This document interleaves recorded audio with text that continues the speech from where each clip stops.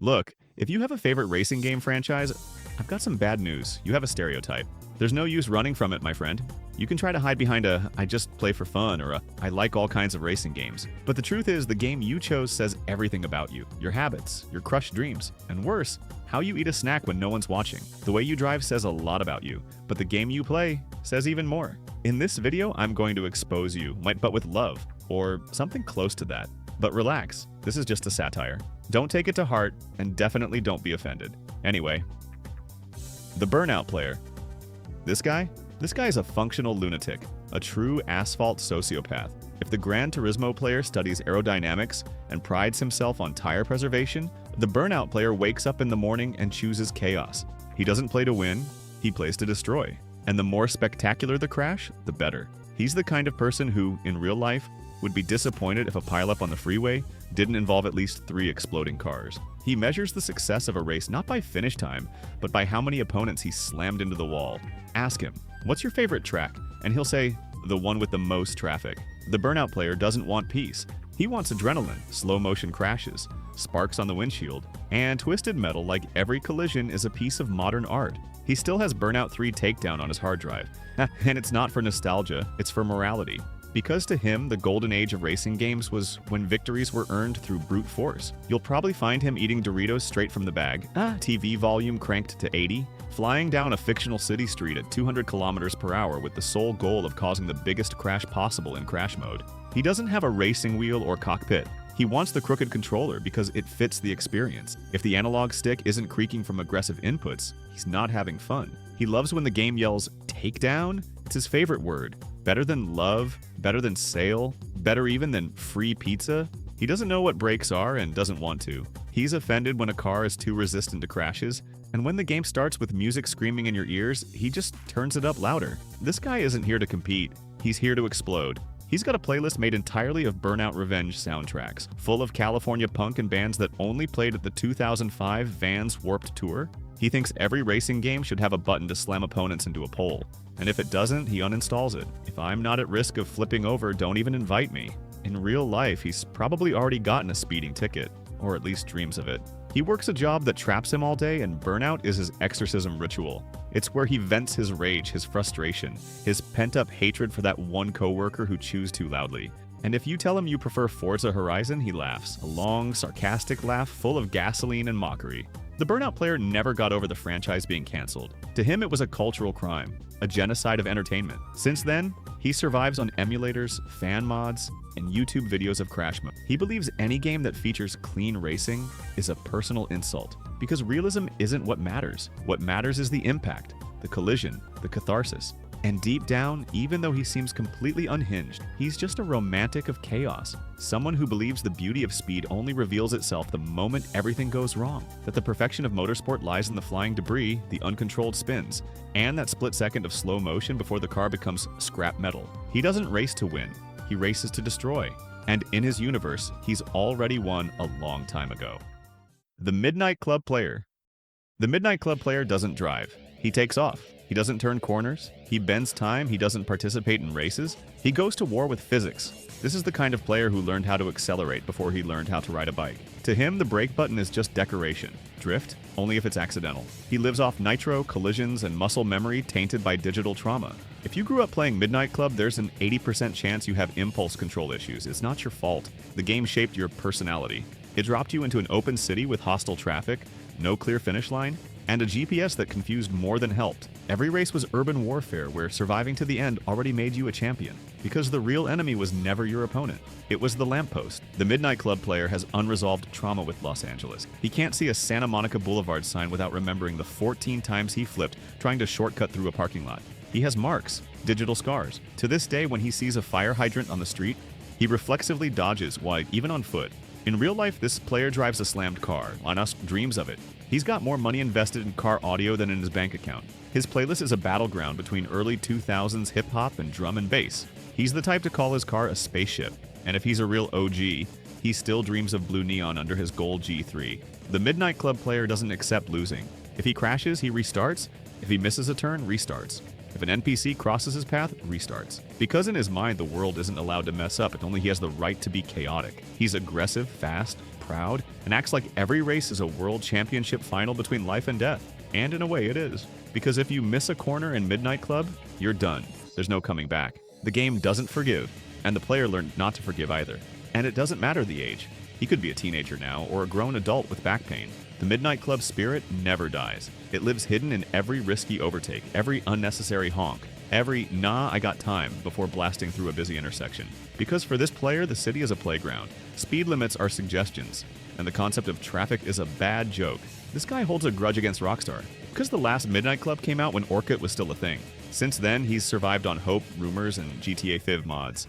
He's the only person on Earth who logs on to Reddit every year just to search Midnight Club new game leak. And of course, he clings to any shred of hope, like a random NPC wearing a West Coast Customs t-shirt in some unrelated game. This player treats customization like religion. If a car doesn't let him swap even the shape of the exhaust tip, he feels like he's playing an incomplete game. He wants to change the bumper, the headlights, the stickers, the rim color, and even the name of the car if possible. And it's not about looks, it's about expression. Midnight Club was the first time he felt like he could be someone through a tricked-out eclipse with purple flames. Deep down, the Midnight Club player isn't here to win races. He's here to own the city. He wants to be the king of the streets, the night, the urban chaos. And if the game doesn't exist anymore, that's fine. Because in his mind, every traffic light is still a challenge. Every honk, a provocation. Every speed bump, a potential jump. He doesn't play for fun, he plays to leave his mark, to show who's boss, to prove even now that he can still shortcut over a shopping mall without losing control. Because for him, racing isn't a sport. It's an art form, with optional destruction. The Forza Horizon player. The Forza Horizon player is the modern definition of Instagram perfect life. He doesn't want to race, he wants to experience. Sunshine, clear skies, breathtaking landscapes, and a $2 million car he got for free after drifting 5 meters without hitting a fence. He's that guy who says, "I love speed," but spends 90% of his time adjusting photo filters in drone mode. He's the type of player who says he's into cars, but has never changed oil in real life. He can tell a McLaren from a Ferrari, but only because the liveries are colorful. Deep down, he's not a gearhead, he's a car influencer. All he really wants is a good screenshot, preferably with the sunset hitting the hood and a caption like, "Just another day in paradise." The Forza Horizon player refuses to use the brakes. And that's okay, because the game itself treats braking like an insult. You plow through fields, knock down 32 pine trees, run over a sunflower patch, and still earn skill points. He doesn't need to drive properly, he just needs to exist. The game bows to his ego. Literally. It starts by calling him a superstar before it even knows if he can turn left. In real life, he probably works in graphic design, advertising, or some profession where briefing is a daily word. He loves cars, but the only thing he's actually driven is a 1.0 Sandero. He spends more time creating custom paint jobs than racing. His car's design is more elaborate than his college thesis. He's the kind of person who sees a Beetle and says, "Wow, that would be perfect with a chrome wrap and 22-inch wheels." He's a map explorer, a car hoarder, a completionist disguised as a driver. He knows where all the hidden XP boards are, has found every barn find, and takes pride in it like he just decoded the Dead Sea Scrolls. He truly believes Forza Horizon is a freedom simulator, but spirals into an existential crisis when asked to do 3 laps on a closed circuit. And of course, there's the online crowd, the ones who turn the festival into Mad Max. Horizon's online players don't care about rules, have no moral compass, and see playground mode as a legitimate form of chaotic self-expression. They join races just to shove others off cliffs, and somehow, they still get rewarded for it. The Forza Horizon player loves to say he prefers Horizon over Motorsport because it's more chill. The truth, he doesn't know how to take corner, but he wants you to believe it's all about style. Because for him, racing is just the background. What really matters is the lifestyle. That SUV commercial vibe. Pretty people, electronic music, and an open field to drive through, even if it means destroying Farmer Joe's entire crop.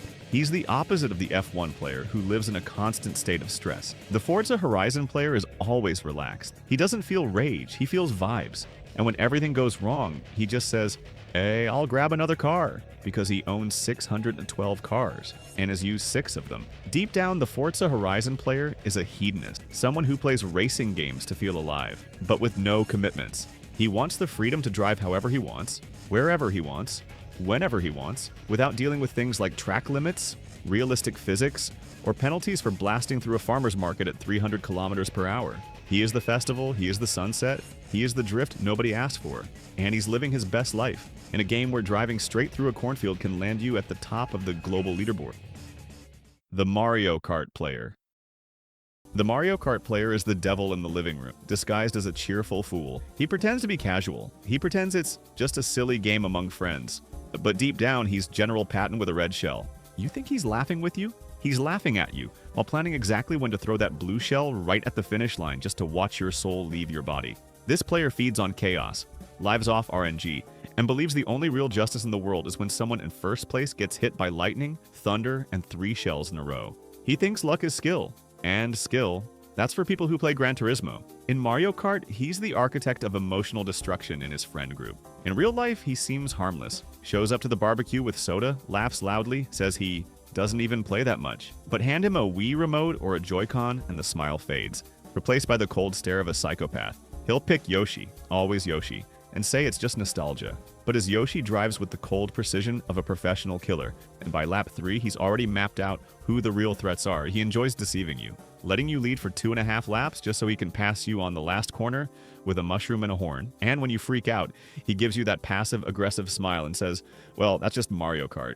This player has a history. He's destroyed relationships, ended childhood friendships, become an urban legend at family cookouts. Once he hit his grandma with a blue shell, and he doesn't regret it. Because to him, every race is psychological warfare, and every strategically placed banana is an emotional landmine. His room has a Rainbow Road poster. He thinks 200cc is the only acceptable speed, and if someone picks Baby Park, he laughs, because he knows only the soulless can master that arena of madness. This player doesn't want to win clean. He wants to win humiliatingly. He wants you to feel it. He wants you to remember. As a child, he was the youngest sibling who got crushed on the SNES.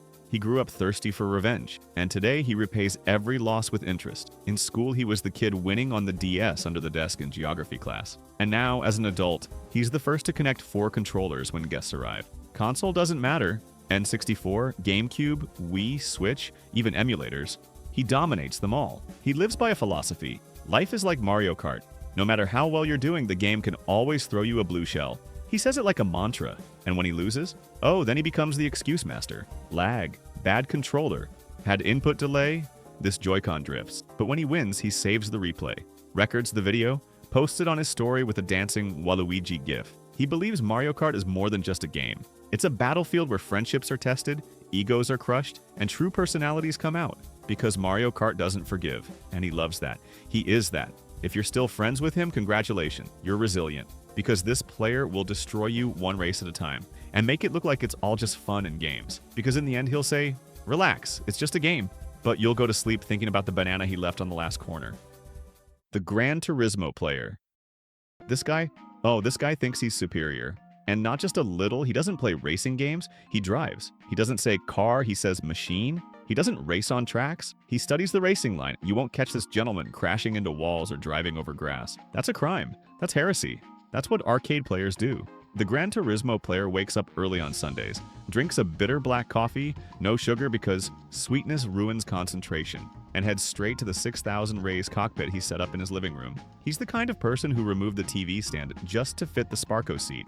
And if someone asks whether all this is worth it, he replies seriously, "You don't understand. This is my life." He's proud of never having played Need for Speed. Thinks it's childish, too noisy, too shallow. Gran Turismo is engineering, discipline, and patience, he says, while spending 9 straight hours testing the differential angle on a 1993 Mazda RX-7. Because, you see, every car has a soul. Every tweak is poetry. This is the same guy who gets emotional over the tire selection menu. And you didn't even know there were 12 different tire compounds. He knows. He studied. He has spreadsheets. He has charts. He has an Excel sheet with every sector time from GT4 to GT7. And if you tell him you prefer playing with a controller, he'll sigh, like someone watching a priceless painting get torn in half. When it's time to eat, he's methodical. Whole grain bread, unsalted chicken, still water. Because weight matters even off the track. He's emotionally attached to obscure 90s Japanese cars you've never heard of. For him, the peak of human existence is driving a Honda NSX around Tsukuba Circuit while listening to GT4's jazzy soundtrack. He's the type to call others amateurs, says arcade is for kids, and that Gran Turismo teaches you how to really drive. He's tried convincing his mom that playing GT with a steering wheel is basically a technical course in mechanics. And the worst part? He might not be completely wrong. Deep down, he doesn't play to compete. He plays to meditate. For him, entering the track is disconnecting from the world. It's more about control, about discipline, about not making mistakes. He doesn't need to beat anyone. He just needs to master turn 12 at Spa-Francorchamps with the same precision as yesterday. And if he misses it by 0.002 seconds, the day is ruined. He probably has a YouTube channel where he posts 20-minute hot laps without saying a word. No music, no cuts, just the sound of the engine and his breathing, calm, focused. He's proud of that, proud of being boring. Because to him, being technical is art. Being meticulous is a virtue, and any game with nitro or a drift button is garbage. And if you think that's where the line ends, get ready. This guy dreams of getting an FIA racing license, even if he never leaves the front of his PS5. Because the Gran Turismo player doesn't just want to play, he wants to be the driver he never was. He wants to master time, tame physics, and for a fleeting moment, be the digital Ayrton Senna. And in the end, even with all that ego, all that purist attitude, he's just a passionate soul. A guy who got lost in the beauty of well-taken corners and perfectly timed gear shifts. Someone who found meaning in the perfection of every hundredth of a second. But never say Forza is better. That's when he loses it. The Colin McRae Rally or DIRT player. The Colin McRae Rally player doesn't see roads. He sees suffering. While the rest of humanity races on clean circuits with paved corners, grandstands, and smooth asphalt, this guy is deep in a Norwegian forest with a co-driver yelling, "Right 3 Titans, don't cut," and one wheel missing. Because to him, if the car's still intact at the end, it wasn't a real race. This player isn't interested in winning. He wants to survive. His soul smells like mud. He finds joy in the sound of gravel smashing against the chassis. When someone asks, "What's your favorite racing game?" he answers with a dead Scotsman's name and the game's release date. Yes, he's that kind of devotee. Because Colin McRae isn't just a franchise, but it's a collective trauma disguised as a simulation. In real life, he probably drives a beat-up compact car with a crooked steering wheel and has a WRC calendar pinned to his bedroom wall. He wears rubber boots as a fashion statement and once tried to drift a front-wheel drive car on a dirt road just to see what happens. His license has been suspended for overconfidence in corner, and he swears, "It wasn't my fault, it was the apex angle." This player believes perfection lies in a well-executed mistake. He's fine with rolling the car, as long as it looks cool. When the car flips mid-air and lands on its wheels, he cheers. When the windshield shatters and the door flies off, he says it's all part of the experience. Because rally to him is dirty poetry. It's the dance of chaos with mud in your eyes. It's hearing long jump from your co-driver and hitting the throttle harder just for the thrill of flying uncontrollably over a finish fence. You can spot this guy from a mile away. His playlist is British rock from the 2000s. He speaks with a fake European accent while gaming, a perfect handbrake turn mate, and he thinks circuit racing is for the weak. Formula 1? Boring. Need for Speed? A toy. The real game is memorizing 47 consecutive corners of a Scottish stage while your car has a busted radiator and a flat tire. He's the kind of person who values the co-driver more than the car. He's set a co-driver's call-out as his message ringtone, and when the co-driver mistimes a corner, he feels personally betrayed. Because in the DIRT world, the co-driver is your brother, your partner, your anchor. He's the one holding your sanity together while the car flies off a cliff at 150 kilometers per hour. This player is stubborn. If a run goes badly, he doesn't quit. He retries, and retries, and retries. Because every mistake is a chance for redemption. Every rollover is a lesson. Every perfect corner is reason enough to save the replay and post it in the group chat, Insane Petrolheads 2.0. As a kid, he probably fell off his bike on a dirt path and loved it. As a teen, he played Colin McRae 2.0 on a keyboard and claimed it was better that way because it adds challenge. Today, he's the guy complaining on sim forums that Dirty Rally 2.0 became too accessible. And he dreams of a game where each stage is 30 kilometers long, with no checkpoints, torrential rain, and penalties for brushing against a single leaf on the edge. This player doesn't race for trophies. He races to hear the engine scream and feel the car slide through mud like he's in a trance. He doesn't want the podium. He wants the quiet glory of finishing alive after 10 minutes of pure technical hell. Because deep down, he doesn't play dirt. He survives dirty. The Need for Speed player. You recognize him from a mile away. He shows up wearing a flat-brim Monster Energy cap, a black hoodie with a chrome skull on the back, and sneakers so new they practically glow. His phone probably has a fake carbon fiber case, or better yet, a picture of Brian O'Connor's Supra as the wallpaper. Every couple of sentences, he drops a, "Bro, you have no idea what Underground 2 was like on the PS2. He thinks today's games have no soul and that real tuning died in 2006. That's the Need for Speed player, the guy who grew up thinking drifting was more important than physics class. He probably has no idea what torque actually is, but if there's blue neon under the car, then it's worth it. He doesn't play for mechanics, he plays for style, for identity, for the chance to turn a green Eclipse into a tribal vinyl chrome-rimmed, trunk-shaking masterpiece. He has a collective trauma called Most Wanted 2012. Mention that game around him and his expression changes. He gets serious. breathes in through his nose and says, "That's not most wanted. That's an insult." He treats the 2005 most wanted like a close relative, with reverence, with pride. He's the kind of guy who still calls Cross my favorite villain. In real life, he swears he's a driver, even if all he's ever handled is a slammed Kelta in GTA San Andreas, with a Logitech wheel plugged in through an adapter. He doesn't race in Forza because simulators are boring. He wants illegal street racing, nighttime city vibes, and a soundtrack with Linkin Park screaming in the background. If it doesn't have that, it's not a racing game. When he eats, it's loud. He chews with his mouth open. Probably loves instant noodles with ketchup and calls it underground lifestyle. Drinks warm energy drinks. Fries up burgers at 3 a.m. while watching compilation videos titled Real Life Fast and Furious, Part 28 on YouTube. He's the kind of person who calls any car with a spoiler a beast. Loves the Skyline but has never seen one in real life. The one time he saw a Toyota 86 on the street, he screamed, "Look, a BRZ!" and didn't care he was wrong. Doesn't matter. What matters is the emotion.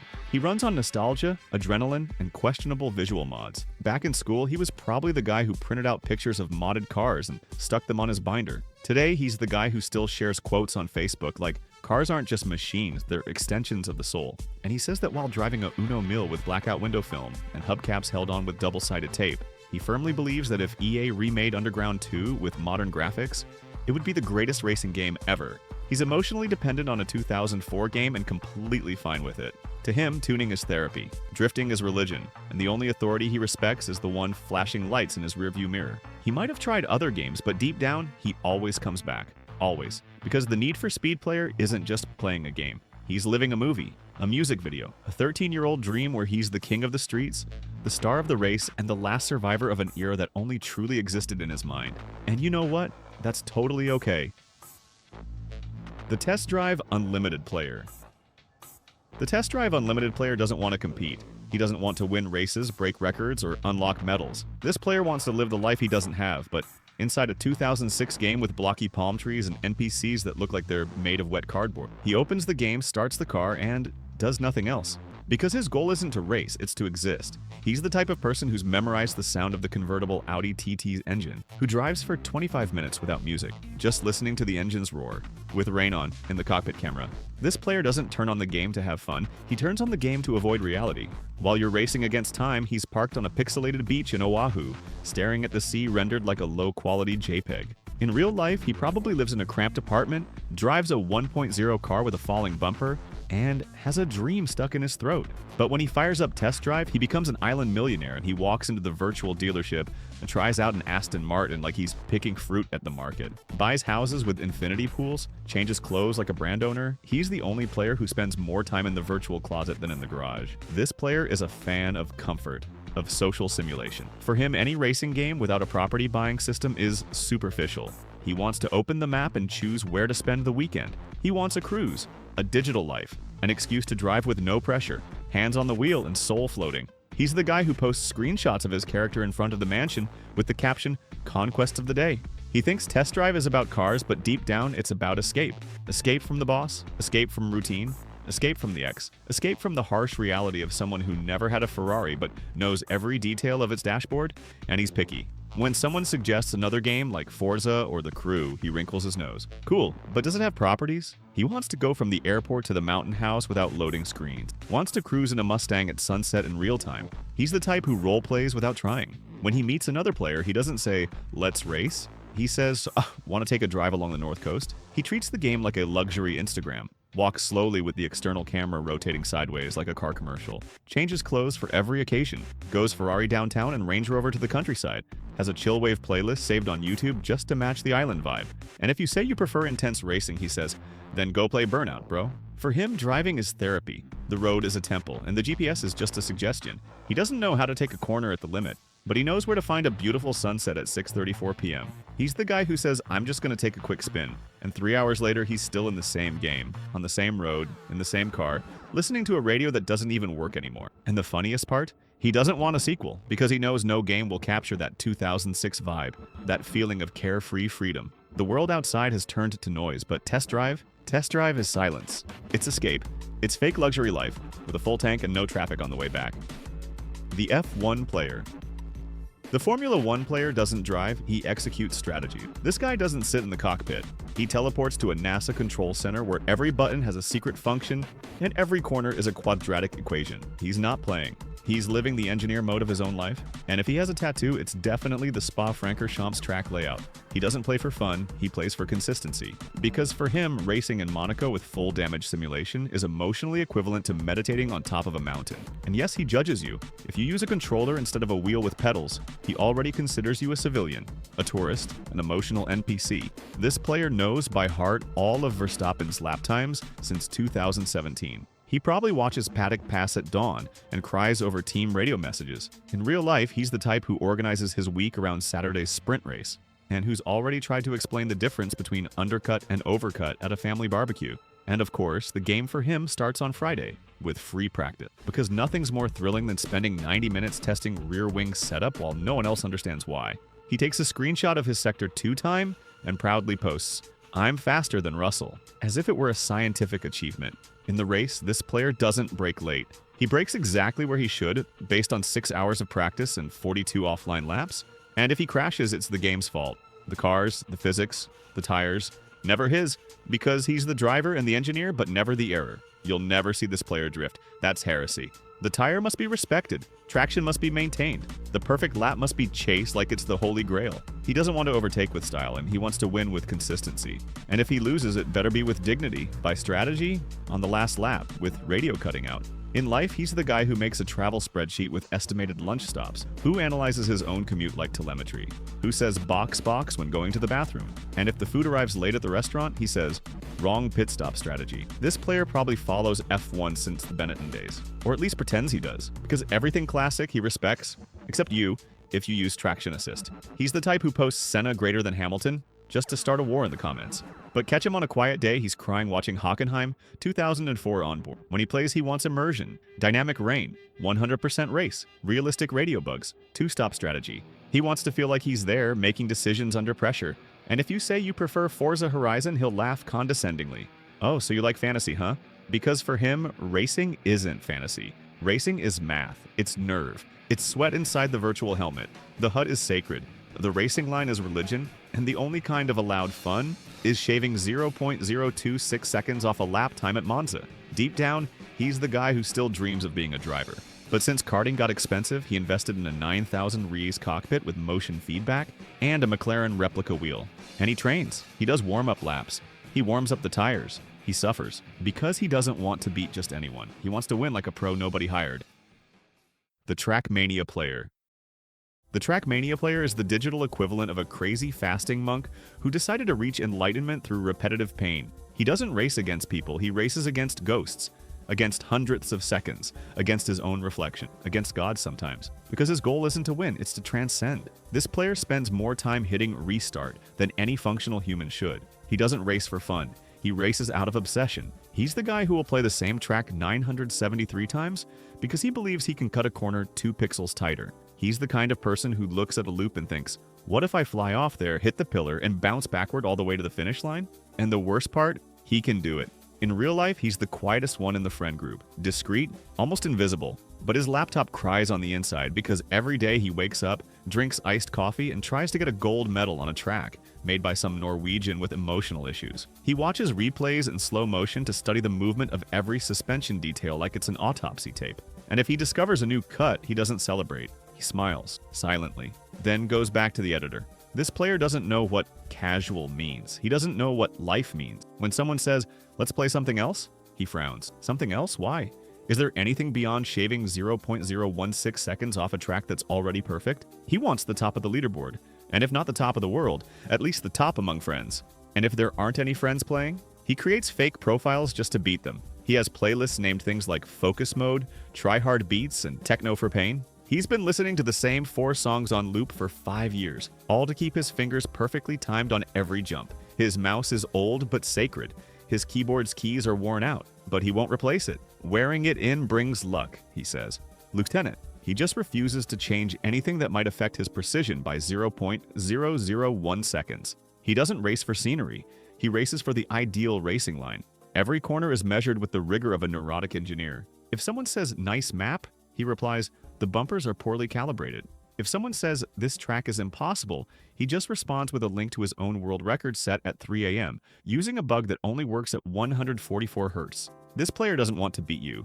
He wants you to quit. He wants you to race a track with him, and when you finish in 2 minutes and 34 seconds, he shows up with 2 minutes and 13 seconds and says, "Could be better, right?" He doesn't have a favorite team. He has a favorite map, and that map involves jumps, respawns, ice, loops, reversed turbo, and an ending that requires pressing 3 buttons with the pinky finger while holding the brake in midair. And when the map glitches, he records a video, complains, but still plays, because every bug is just another obstacle before the record. As a kid, he was the boy who took apart remote control cars just to see if he could make them drift sideways.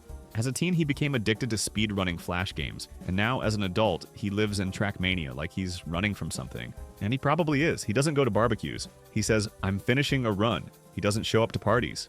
He replies, "I'm trying to cut corner 3 with a reverse diagonal." He is the monk, the samurai, the urban legend of invisible tracks. He races in silence, but when he nails the perfect time, the whole internet feels it.